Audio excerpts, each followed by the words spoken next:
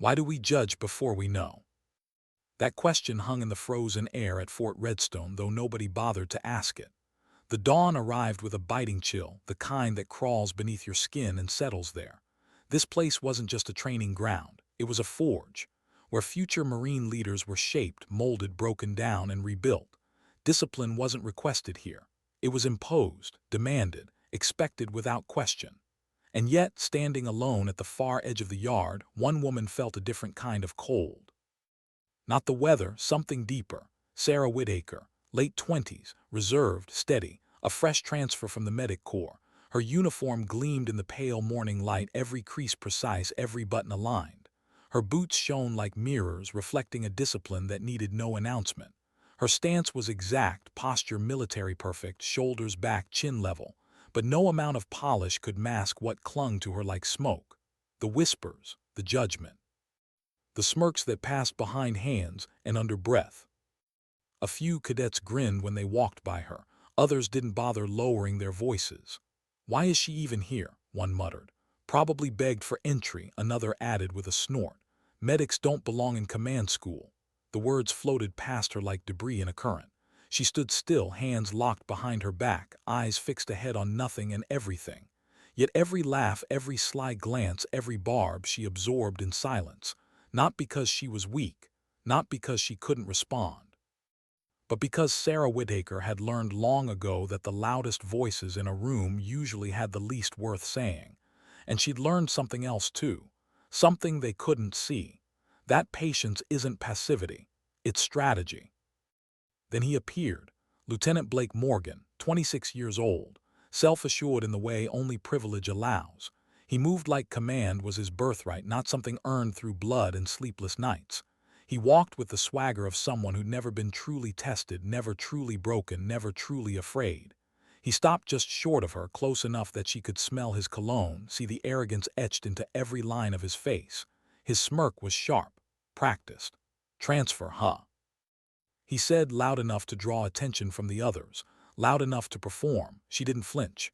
"Sergeant Whittaker," she corrected, her voice flat, emotionless, eyes never leaving the horizon. He laughed, short, dismissive.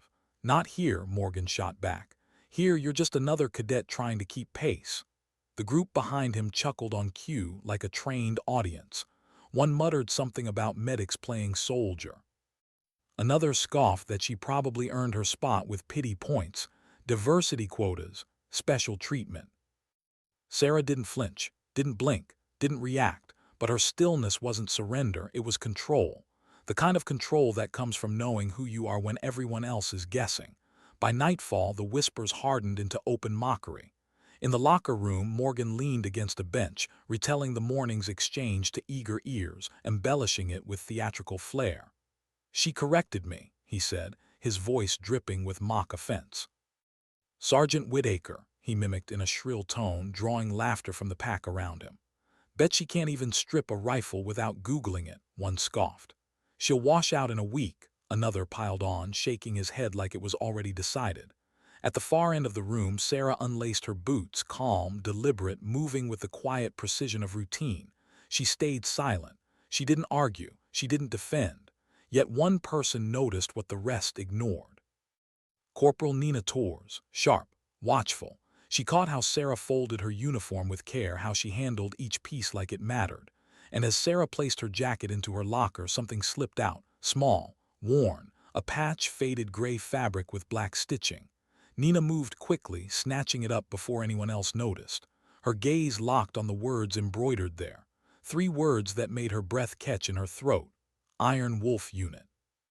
The phrase stirred something faintly familiar, like whispers from a late-night briefing or a story overheard in passing, something she wasn't supposed to hear. She glanced at Sarah, then discreetly handed the patch back. Sarah accepted it without a word, without acknowledgement, tucked it into her jacket, locked the door, and left without a glance back. But Nina stood there for a moment longer, staring at the locker, wondering what she'd just stumbled onto. 2 weeks crawled by, and the joke sharpened. Morgan made sure of it. He couldn't help himself. During a morning combat drill, he raised his voice for all to hear, playing to his audience like always. "Careful out there, Whittaker," he jeered, grinning wide. "Wouldn't want those medic hands getting bruised." Laughter rolled across the field like thunder. Sarah ignored it as always, but Nina, watching from the sideline, caught something off, something the others missed. Sarah wasn't watching Morgan, wasn't reacting to the jokes. Her eyes kept sweeping the ridge line above the course, narrowing slightly, reading something invisible to everyone else. That evening, long after drills ended, long after the sun had set and most cadets were in the mess hall or their bunks, Sarah walked the perimeter alone. Her boots crunched on gravel as her hand brushed along the cold fence line. She paused where the trees pressed close, her gaze fixed on a corner camera mounted high on its post. Earlier it had flickered, just 1.7 seconds. Almost nobody would have noticed, but Sarah did. She pulled a battered notebook from her pocket, scribbled something down in neat handwriting, and kept walking. Her face betrayed nothing, but inside gears were turning. That evening, while most cadets filled the mess hall with noise and complaints, the strategy room was prepared for a briefing. Rows of recruits packed the seats, their chatter low and restless, the air thick with anticipation. Lieutenant Blake Morgan lounged at the front, legs crossed, that smug grin never leaving his face. Then, as the lights dimmed and the projector hummed to life, the screen froze mid-display. A low chime rang through the hall, cutting through the murmur like a blade. A sudden notification appeared across the instructor's console, bold white letters on black. Restricted access. Login authorization code. Iron Wolf 1. A ripple of unease spread across the recruits. Confused glances, whispered questions. The instructor frowned, tapping keys to override, but the system refused to budge. It just sat there, locked, unmoving, like it was waiting for something or someone. Then Sarah's tablet, sitting untouched on her desk, buzzed once, just once. She glanced down, one new message. No sender, no subject, just 4 words glowing on the display. Iron Wolf, stand by. Her hand froze midair, pulse quickening in her chest, though her face remained stone. Across the aisle, Nina Torres caught the faint flash of text on Sarah's screen. Her eyes widened, lips parting as realization slowly crept across her features like dawn breaking. Iron Wolf. She didn't fully know what it meant, not precisely, but she knew one thing with absolute certainty. Sarah Whitaker was no ordinary cadet. Somewhere, someone had just summoned her back, and the game was about to change. What do you do when the past refuses to stay buried?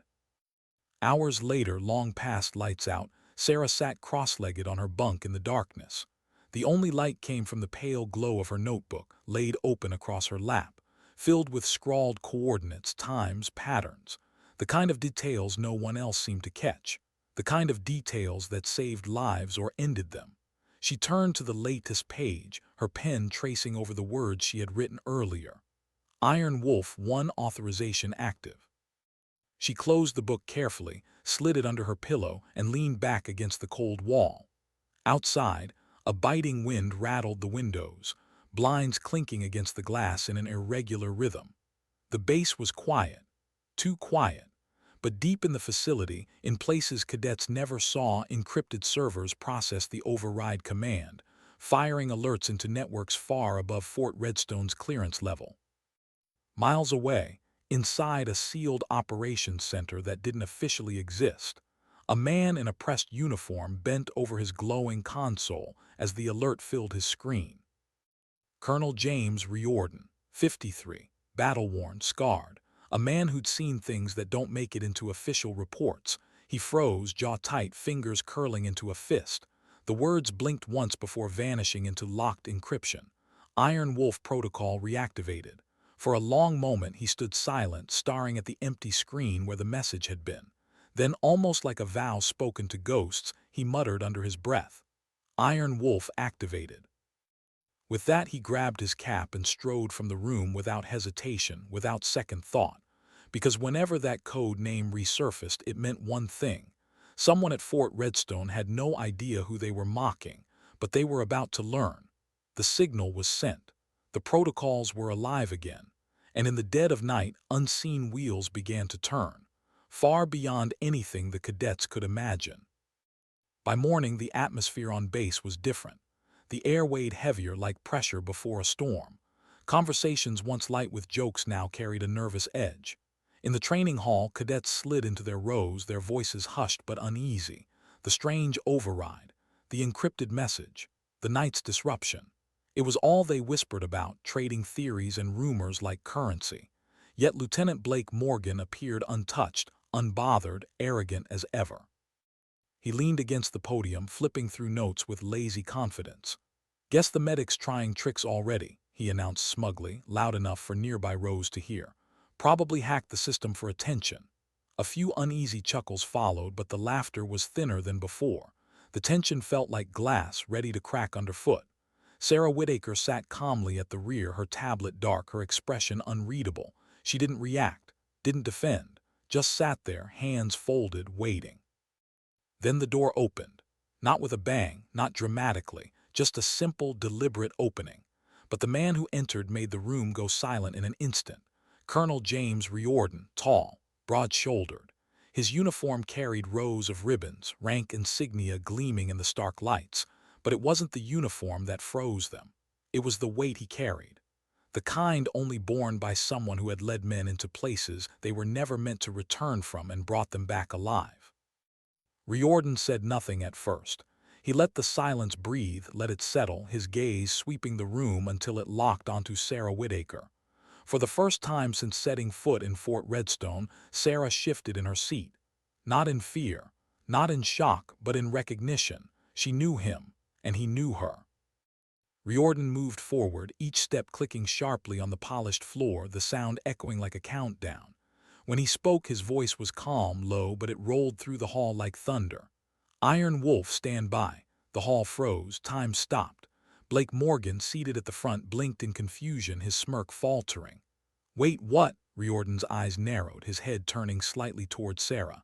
"Sergeant Sarah Whitaker, front and center." Sarah rose, not rushed, not shaken, but with the quiet precision of someone long accustomed to harsher orders, deadlier situations. Her boots struck the floor in steady rhythm as she walked the aisle, every eye in the room following her. She stopped before him, standing at attention. The colonel's stance remained sharp, yet his tone softened just a fraction, like greeting an old comrade. "Good to see you again, Iron Wolf." Gasps rippled across the room. Cadets traded bewildered looks, whispers rising before dying instantly under Riordan's gaze. Morgan leaned back, arms crossed, a smirk still clinging to his face, though it looked weaker now, more desperate. "This some kind of performance," he muttered, louder than he intended. "She's just a transfer, a medic." Riordan turned on him, eyes locking with steel. "Lieutenant," he said coldly, each word measured. "At ease, you've said enough." Something in that tone made Morgan's jaw lock tight. For the first time since Sarah arrived, his arrogance faltered. The room watched as the lieutenant's confidence crumbled piece by piece. Riordan let silence stretch before continuing, his voice steady, layered with pride and memory. "You think you know who trains beside you?" His gaze swept the room, making eye contact with cadet after cadet. "You think rank and ribbons tell the story?" He shook his head slowly. "You haven't a clue who she is." The hall was still. No one even breathed. "7 years ago," he went on, his voice dropping lower, more intimate, more dangerous, "a covert team executed an unsanctioned rescue during Operation Dawson Ridge. 12 Marines were trapped behind enemy lines. Standard extractions failed. Air support was denied.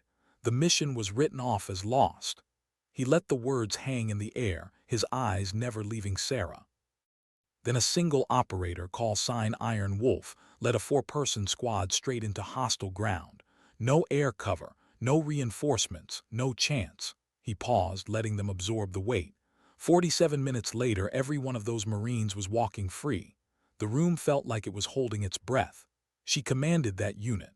A heavy silence fell like a curtain. Chairs creaked as cadets straightened unconsciously, trying to grasp the weight of what they had just heard. Trying to reconcile the quiet woman they'd mocked with the ghost story Riordan was telling. "She didn't just inherit that name," Riordan said, stepping closer to Sarah, his voice dropping not in secrecy but in reverence. "She carved it." He drew a breath, and when he spoke again, his voice cracked just slightly. "And she saved my life." Gasps cut through the air like knives. Nina Torres stared wide-eyed, chest rising fast with disbelief. Even Morgan, mouth half open in search of words, slumped back into his seat, color draining from his face.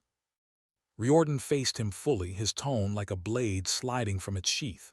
"You mocked her," he said quietly, but the quiet cut deeper than any shout. "You called her weak, unworthy, a joke." Morgan tried to recover, sitting straighter, searching for the confidence that had abandoned him. I didn't know who she was," he stammered. "That's exactly the point, Lieutenant," Riordan answered, his words final, absolute. "You never asked." He turned back to the cadets, voice firm, commanding, leaving no room for doubt. "From this point on, you will address her properly. Sergeant Sarah Whitaker, Iron Wolf Unit. And if you believe this is about rank," he paused, his gaze sweeping every face in the hall, "then you are not ready to lead Marines." And then something none of them expected unfolded. A lone cadet at the back slowly rose, heels together, and snapped into a salute. Another followed, then another. Within seconds, the hall was alive with the sharp crack of boots hitting floor, back straightening, arms raising, hundreds of salutes in perfect unison. For the first time since arriving at Fort Redstone, Sarah Whitaker stood before them, silent, her expression unreadable, yet her presence unshakable. And in that silence, the atmosphere shifted. She was no longer just a transfer. She wasn't the medic they ridiculed or the outsider they whispered about. She was Iron Wolf. And every soul in that hall now knew it. When does respect become fear? Lutz held, perfect, synchronized, but Riordan wasn't finished. He stepped closer to Sarah, lowering his voice so only she could hear, though the room remained so silent his words seemed to echo anyway. "They see it now," he murmured, his tone carrying something heavier than pride, something like warning. Sarah's jaw tightened, her eyes searching his. "Then who is it about?" His gaze hardened, and when he answered, his voice was flat, devoid of emotion, which made it more terrifying. "Someone's watching this base. Someone who shouldn't be." Sarah's eyes narrowed, her fingers curling at her side, instinct kicking in. "Then it starts again," she whispered, more to herself than to him. Riordan gave a single nod, sharp and final. "Welcome back, Iron Wolf." The salutes dropped, but the silence clung like fog. Sarah Whitaker, once the medic they mocked, the transfer they dismissed, was revealed as Iron Wolf. And as the cadets tried to process the weight of that revelation, tried to reconcile their cruelty with the truth, Colonel James Riordan's warning echoed in Sarah's mind. Someone's watching this base. That night, heavy rain hammered Fort Redstone. Sheets of water poured from black skis, turning the grounds into rivers of mud. Sarah sat on the edge of her bunk, her encrypted tablet glowing with the same four words. "Iron Wolf, stand by." Before she could think it through, before she could process what it meant, alarms ripped through the compound. "Breach detected, west perimeter." The sound was deafening, disorienting, designed to shock people into action. Cadets spilled from bunks, half-dressed, confused, adrenaline spiking. Orders flew through the hallways. Sirens screamed across the base. Within minutes, the strategy hall swelled with chaos. Riordan stood at the center, firing commands with precision, his voice cutting through the noise like a blade. "Lock down Alpha, seal the gates, secure the armory." But a young officer's voice cut through, shaky and pale, fear creeping into his words. "Sir, they're not breaching from outside." Riordan spun sharply, eyes narrowing. "What?" The officer swallowed hard. "Internal sensors triggered. Whoever's inside was already here." The room froze, every eye turned toward Riordan. His jaw tightened and his eyes went straight to Sarah. "South wing, take tours, move." Sarah seized her sidearm without hesitation, checking the chamber in one fluid motion. Within seconds, she and Nina Torres were sprinting down the corridors, boots slamming against polished floors as they pushed deeper into shadowed halls. The passageways were hushed, lit only by the faint flicker of emergency lights that cast long, dancing shadows. Then Sarah spotted it. A vent panel near the security feed, freshly disturbed, screws loosened, edges scratched. "They've been here," she muttered, her voice tight. Then came a sound, faint, subtle, the scuff of a boot behind them, barely audible over the rain pounding the roof. Sarah leveled her weapon, her movements smooth, practiced. "Step out now." From the darkness, a figure emerged, black fatigues, suppressed gear, no markings, no insignia, nothing any Marine unit carried. He froze for only an instant, eyes calculating, then lunged. Nina fired. The shot echoed in the narrow hall, but the intruder dodged with training that matched their own and bolted down the corridor. Sarah didn't wait. She gave chase, tearing through twisting corridors, her lungs burning, her focus laser-sharp. They spilled into the lower maintenance wing, a maze of pipes and dim lighting. She skidded to a halt at the corridor's end, weapon raised, scanning. That's when she saw it. A device affixed to the main security panel, blinking silently, wires snaking into the system like a parasite. She ripped it loose, turning it over in her hand, her mind racing. Not foreign tech, not random sabotage. U.S. military issue, standard issue. Someone inside had authorized this breach. By dawn, the sirens had faded. The infiltrators were gone, leaving no casualties, no stolen gear, just planted devices and grim questions hanging in the air like smoke. Sarah stood in the command center, the device on the table in front of Riordan, its blinking light now dead. This wasn't an attack, Sarah said, her voice steady but cold. She dropped the device onto the table with a sharp clink. They weren't here to destroy anything. Riordan's face darkened, shadows deepening in the lines around his eyes. No, he said quietly, his tone like gravel. They were testing us. Across the room, Lieutenant Blake Morgan, the same man who had mocked her since day one, stepped forward hesitantly. His arrogance was gone, stripped away, replaced with something raw, unease, maybe even shame. I didn't know, he muttered, his voice barely above a whisper. Sarah studied him for a long moment, her expression unreadable, the silence stretched. Finally, she answered, her voice soft but firm. Now you do. The weight of those 3 words landed heavier than any shout, any accusation. Morgan nodded slowly, unable to meet her eyes. As dawn crept over Fort Redstone, painting the sky in shades of bruised purple and gold, Sarah stood beneath the rain-soaked awning, her eyes fixed on the misty horizon. The call sign buried years ago was alive again. Iron Wolf. And someone out there wanted to see if she had forgotten who she was. They were mistaken. How do you rebuild trust when respect was never given? The days that followed were strange.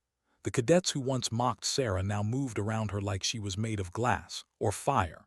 They kept their distance, their gazes flickering toward her and then away, unsure how to reconcile the quiet woman with the legend Riordan had unveiled.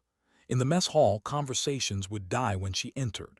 In the training yard, cadets would stiffen, their jokes trailing off mid-sentence.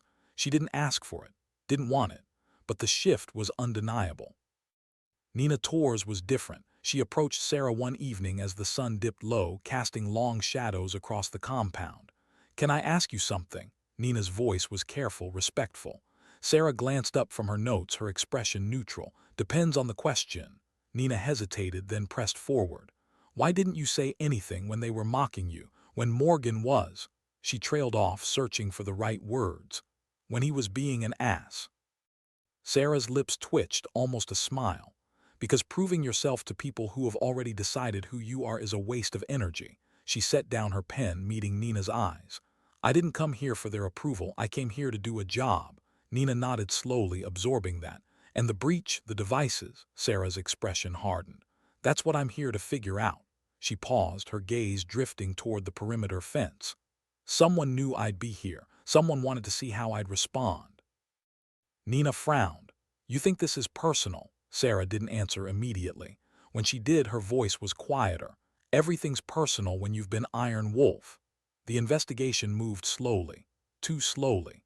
Sarah spent hours reviewing security footage, cross-referencing timestamps, tracking movement patterns. The devices had been planted with precision, inserted during routine maintenance windows when cameras cycled through blind spots. Whoever did this knew the base inside and out. 3 nights after the breach, Sarah sat alone in the strategy room, screens glowing around her, data scrolling past. Her eyes burned from lack of sleep, but she couldn't stop. Not yet. Then the door opened. Blake Morgan stood in the doorway, hesitant, like he wasn't sure he had the right to enter. "Can I help?" His voice was different now. No swagger, no arrogance, just genuine offering. Sarah studied him for a long moment. Part of her wanted to say no, to shut him out the way he'd tried to shut her out. But she'd learned long ago that holding grudges was a luxury she couldn't afford. "You know the maintenance schedules?" she asked. He nodded. "I can pull them." "Do it." Morgan moved to a terminal, his fingers flying across the keyboard.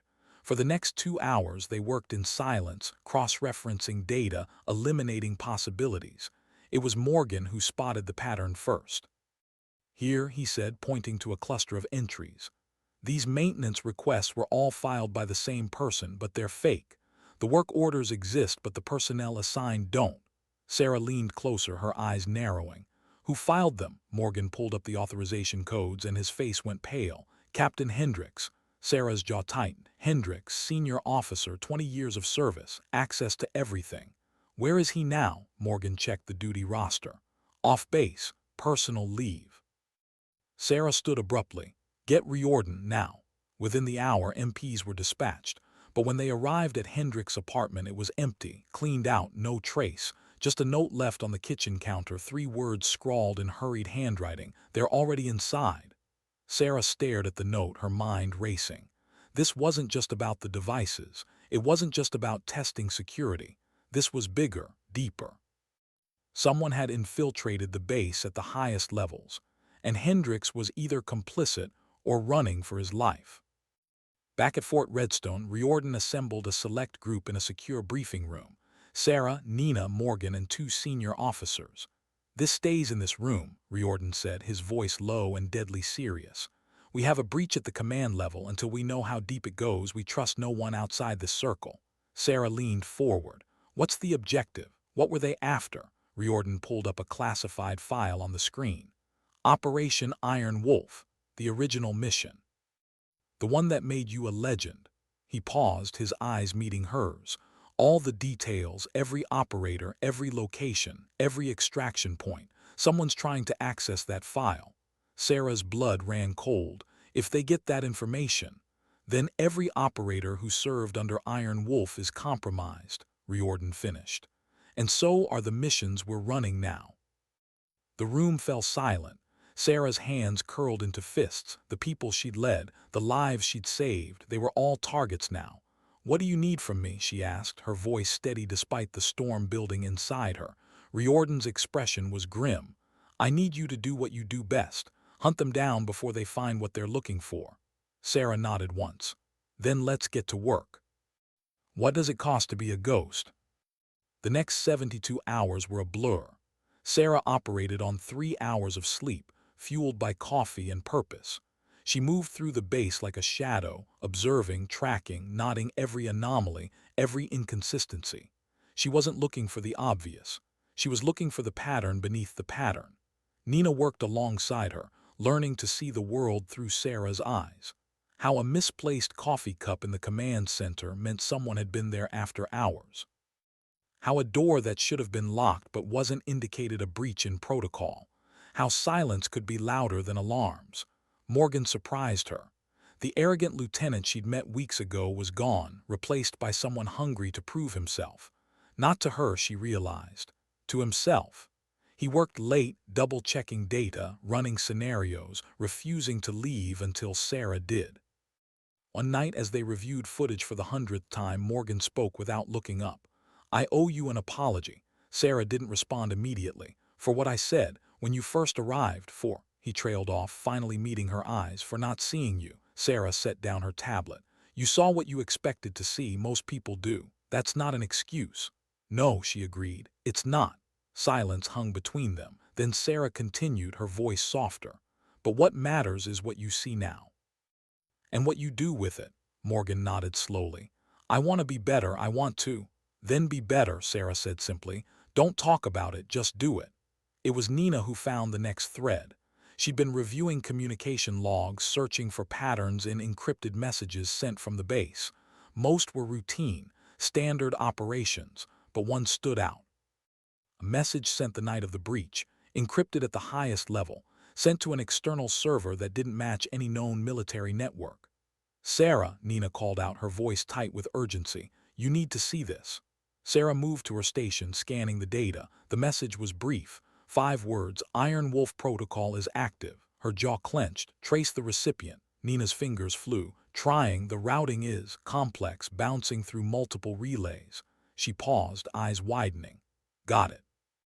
Or at least a partial. The final destination is. She looked up, her face pale. Quantico. Sarah's heart stopped. Quantico, Marine Corps headquarters. The breach wasn't just at Fort Redstone. It went all the way to the top. Riordan's face was stone when Sarah briefed him. If this is coming from Quantico, we can't trust normal channels. Sarah nodded. We need to go dark, operate outside official protocols. That's a career-ending move, one of the senior officers warned. If we're wrong, we're done anyway, Riordan cut him off. But if we're right and we do nothing, people die. He turned to Sarah. This is your call, your operation. How do we move? Sarah was silent for a moment, thinking, calculating. Then she spoke, her voice clear and certain. We set a trap. We leak false information about the Iron Wolf files. Make it look like we've found a way to decrypt the archives. And we wait to see who comes for it. Riordan nodded slowly. And when they do, Sarah's eyes were cold. Then we take them. The plan was set in motion. A carefully crafted message was sent through monitored channels, designed to look like a mistake, a slip-up in security protocol. It indicated that the Iron Wolf files would be accessible for a brief window during a system upgrade. Then they waited. Sarah positioned herself in the server room, hidden in shadows, weapon ready. Nina monitored the security feeds. Morgan watched the perimeter. Riordan coordinated from the command center. Hours passed. Midnight came and went. Sarah's muscles ached from staying still, but she didn't move. Then at 2:37 hours, the door to the server room opened. A figure entered, moving with practiced stealth, military bearing, confident, entitled. Sarah's blood froze as the figure stepped into the light. Captain Reeves, Riordan's second in command, the man they'd trusted with everything. Sarah stepped from the shadows, weapon leveled. That's far enough, Captain. Reeves froze, then slowly turned. When he saw her, his expression didn't show surprise, just resignation. Iron Wolf, he said quietly, should have known they'd bring you in. Why? Sarah's voice was hard. Why betray everything? Reeves laughed, bitter and cold. Betray? You think I'm the traitor? He shook his head. The real betrayal happened 7 years ago, when they sent you and your team on an unsanctioned mission and then buried the truth. When they used you as a weapon and then threw you away. Sarah's grip tightened on her weapon. This isn't about me. No, Reeves agreed. It's about all of us. Every operator they've used and discarded, every mission they've denied, every truth they've buried. His eyes were desperate now. I'm not the enemy, Whitaker. I'm trying to expose them. By compromising active operations, by putting lives at risk, by forcing the truth into the light, Reeves shot back. You of all people should understand that. Sarah was silent for a moment, then she spoke, her voice steady. I do understand, but this isn't the way. Then what is? Reeves demanded. Because doing nothing hasn't worked. Doing the right thing, Sarah said quietly. Even when it's hard, even when it costs you everything. She lowered her weapon slightly. You want accountability, then testify, go through proper channels, I'll back you, but this just makes you the thing you're trying to fight. Reeves stared at her, something breaking in his eyes. Then slowly he raised his hands. You're a better person than I am, Whitaker. Sarah's expression softened just slightly. No. I've just learned that revenge and justice aren't the same thing. MPs arrived within minutes. Reeves went quietly, his fight finally over. As Sarah watched them lead him away, Riordan approached. You could have shot him. Yeah, Sarah agreed. But then we'd never know how deep this goes. Riordan nodded. He'll talk, and when he does, a lot of people are going to have to answer for what they've done. Sarah turned to face him. Good, that's how it should be. Can you ever really leave the battlefield? The aftermath was messy. Reeves' testimony opened floodgates. Investigations were launched, careers ended.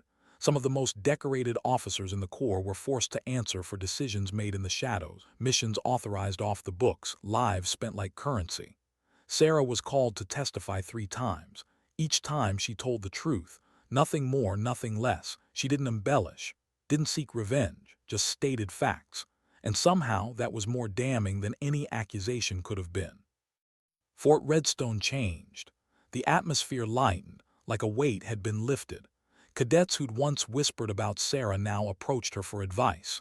Morgan requested a transfer to her unit when she returned to active duty. Nina was fast-tracked for advancement, her skills recognized and rewarded. But Sarah felt the pull of something else. One evening, as the sun set over the training grounds, Riordan found her standing alone at the fence line. You're leaving, he said. It wasn't a question. Sarah nodded slowly. I came here to teach, to pass on what I know, but I can't do that if I'm a ghost, Riordan finished. Yeah, she turned to face him. Iron Wolf was necessary for a time, but I'm not her anymore. I don't want to be. Riordan was quiet for a moment. Then he smiled, sad and understanding. You know what the real lesson is? What? That the strongest warriors aren't the ones who never break. They're the ones who break and then choose to keep going, who find a way to be more than the weapon they were made to be. Sarah felt something loosen in her chest. I'm tired of being a weapon. Then don't be, Riordan said simply. Be a teacher, a leader, a person. 2 weeks later, Sarah stood in front of a new class of cadets. No more whispers, no more judgment, just young faces looking to her for guidance. My name is Sergeant Sarah Whitaker, she began, her voice clear and strong. Some of you may have heard stories about Iron Wolf. Some of those stories are true, most are exaggerated. But here's what matters. I'm not here to be a legend. I'm here to help you become the Marines this country needs. She paused, letting her gaze sweep the room. That means I'm going to push you, challenge you, sometimes frustrate you, but I promise you this, I will never judge you before I know you. I will never assume your limits, and I will never ask you to be something you're not. A hand rose in the back. A young woman, nervous but determined. Sergeant, what's the most important thing you've learned? Sarah considered the question carefully. That silence isn't weakness, that patience isn't surrender, and that the truest strength comes from knowing who you are when everyone else is trying to decide for you. The class was silent, absorbing her words. Then Sarah smiled, small but genuine. Now, let's get to work. The weeks turned into months. Sarah found her rhythm. Teaching came naturally, more naturally than she'd expected. She discovered she had a gift for seeing potential in people others overlooked, for recognizing the quiet ones, the underestimated ones, and helping them find their voice. Morgan became one of her best instructors. He'd learned humility the hard way, and he wore it well. He had a particular talent for connecting with cadets who struggled with arrogance, who came in thinking they knew everything, because he'd been them, and he knew the cost. Nina excelled in intelligence work, her sharp eyes and sharper mind making her invaluable. She and Sarah developed a friendship built on mutual respect and shared purpose. Late nights reviewing strategy, early mornings on the range, quiet conversations about the weight they both carried. One evening, 6 months after the investigation concluded, Sarah received a letter, official Marine Corps letterhead. She opened it with careful hands. It was a commendation. Recognition for her service during Operation Dawson Ridge. The mission that had been buried for 7 years was finally being acknowledged. She read it twice, then carefully folded it and placed it in a drawer. It was vindication, yes, but it wasn't why she did what she did. The next morning, she gathered her cadets for a field exercise. As they prepared their gear, one of them approached her. Sergeant, can I ask you something personal? Sarah nodded. Why do you do this, after everything? Why stay? Sarah was quiet for a moment, watching the sun rise over the training grounds. Because someone once told me that the strongest thing you can do is keep showing up, even when it's hard, even when you're tired, even when no one's watching. She turned to face the young cadet. And because every one of you deserves the teacher I wish I'd had, someone who sees you, really sees you, not just what you can do, but who you can become. The cadet nodded slowly, something shifting in their expression. Thank you, Sergeant. As Sarah watched them rejoin the group, she felt something she hadn't felt in years, peace, not the absence of conflict, but the presence of purpose. That evening, as the base settled into its nightly routine, Sarah sat on her bunk, her old notebook open in her lap.